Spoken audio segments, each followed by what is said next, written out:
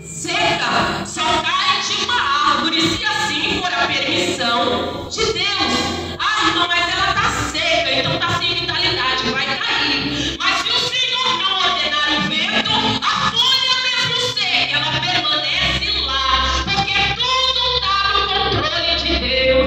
A palavra do Senhor vai nos dizer, através do profeta messiânico, que Ele pega as águas, toma na concha das tuas mãos, e tudo está no controle de Deus.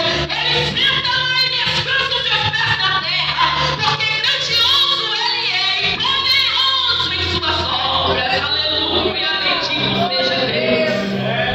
E o Senhor nos fazia refletir sobre a sensibilidade de ouvir a sua voz. E eu me peguei a imaginar e me lembrar na vida de Samuel. E nós vamos entender pela palavra a vida de Samuel, já bastante conhecida, mas nós vamos ver ali que um menino aproximadamente com 12 anos de idade, ele vai ouvir a voz do Senhor. O Senhor vai chamá-lo ali por 3 vezes e ele não vai conseguir discernir a voz de Deus. Então na terceira vez ali ele procura, na segunda vez ele vai procurar o profeta, e o profeta ele vai o instruir para que quando ele fosse chamado novamente ele dissesse: eis-me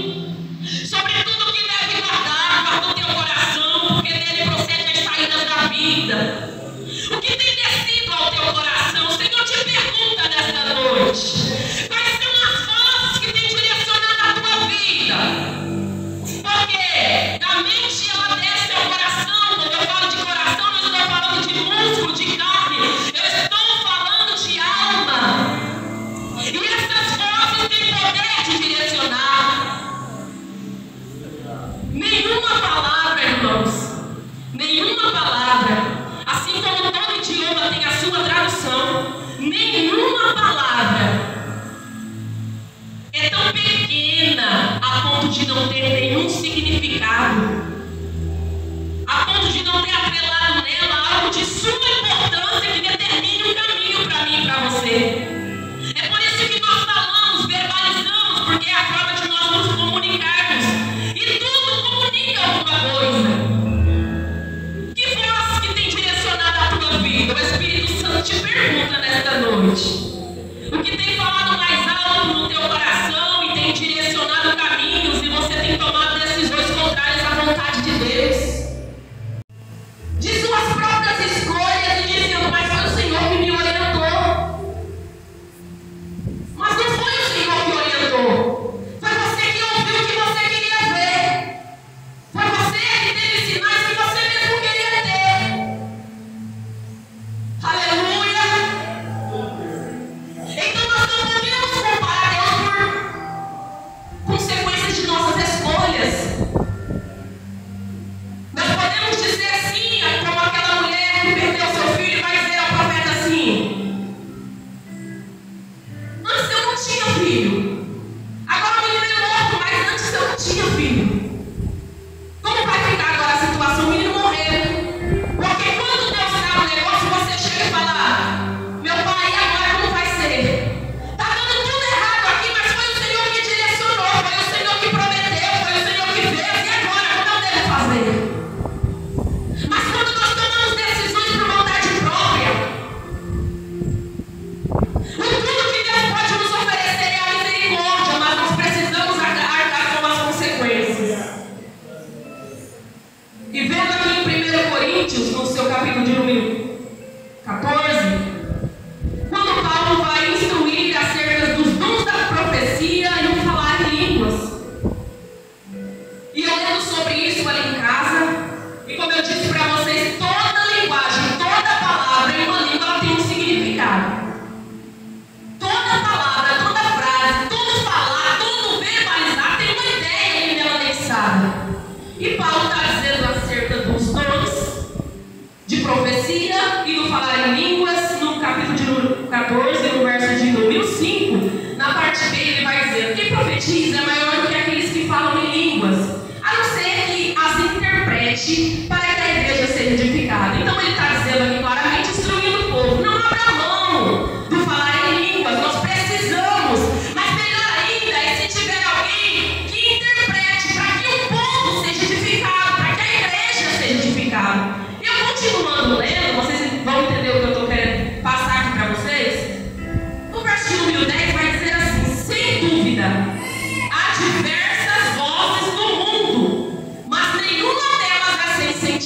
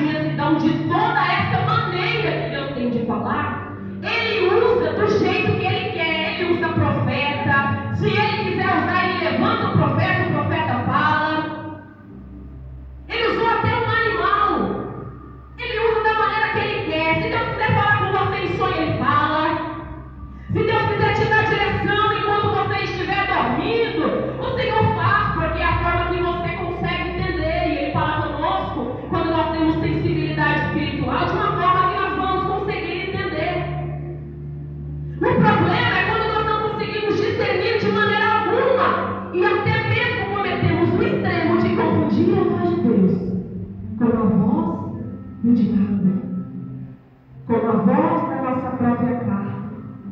E nós temos enchido o nosso ser de tantas vozes. E são tantas vozes que nós não temos conseguido discernir o que o Senhor quer de nós. Nós vivemos tão atarefados, nós vivemos de uma forma tão acelerada, e nós nunca vivemos num tempo onde houve tantas doenças psicossomáticas como nesse tempo de hoje, porque nós estamos vivendo em tempos em que a tecnologia tem dominado e ela tem acelerado a nossa mente. E na maioria das vezes, até mesmo a criança, quando você procura uma ajuda psicológica ou psiquiátrica, eles vão dizer: olha, mãe, é a síndrome do pensamento acelerado. É isso que a criança está, a síndrome do pensamento acelerado.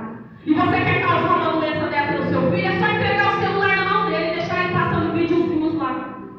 Videozinhos de 10 segundos, videozinhos de 14, de 15 segundos, videozinhos de 24 segundos, ou seja, 2 minutos, 1 minuto. Vídeos pequenos, vídeos rápidos, onde muitas vezes, estou dizendo de criança, viu, irmãos? Eu ia dizer da gente, né? Mas os irmãos são adultos aqui e sabem do que eu estou dizendo. E muitas vezes nós estamos na presença de Deus com a nossa mente tão acelerada. E Deus só quer um minutinho de silêncio, de paz, para que nós venhamos ter aquela paz para ouvir Deus falar. E uma forma que é bem importante de se aprender um novo idioma, vamos dizer, de línguas, é quando nós paramos para prestar atenção. Não é assim que nós aprendemos? Quanto mais nós ficamos em silêncio, mais nós conseguimos aprender. Se nós estamos em uma sala de aula, quanto mais nós ficamos em silêncio para ouvir. O ouvir é uma das principais formas do aprendizado. É uma das didáticas que mais funcionam. Sabemos que assistir ou ler também é uma boa forma de aprendizado, mas a maior delas é se calando para ouvir. Você sabia que dificilmente alguém soberbo, arrogante, alguém altivo vai conseguir ouvir a voz de Deus? A palavra do Senhor vai nos dizer que Deus, Ele resiste ao soberbo e dá graça ao humilde. Não é assim que a palavra de Deus diz? Ô, irmãos, eu estudando sobre isso, e eu fui entender, eu anotei aqui o significado.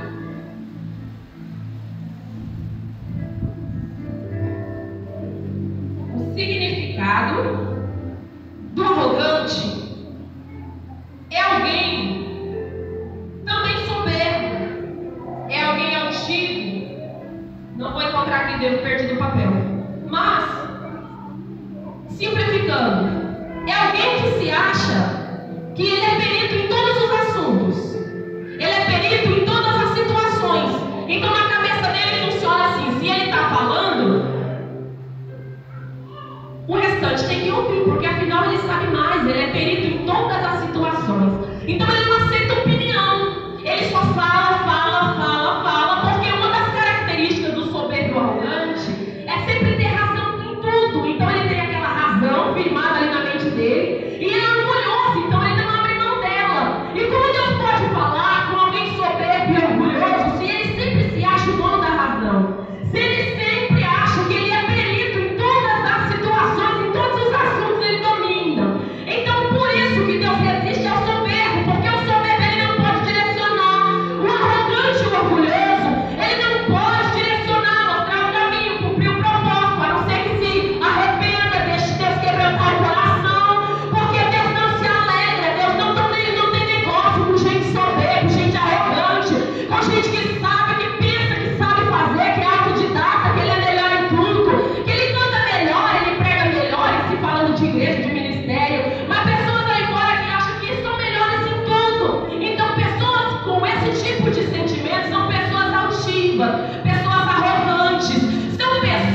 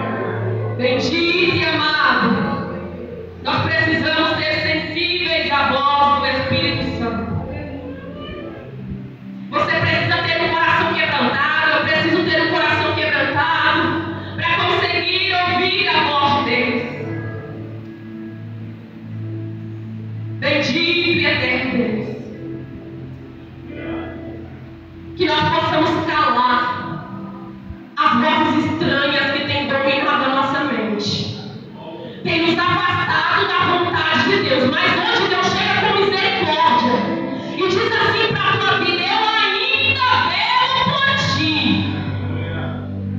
Mas você precisa renunciar às vozes que tem ouvido. Você precisa fazer silêncio. Porque Deus quer falar contigo e Ele tem falado, mas você não tem ouvido. Quem tem ouvidos ouça, como João vai dizer, o que o Espírito diz às igrejas, porque tem que querer ouvir também. Você tem que desejar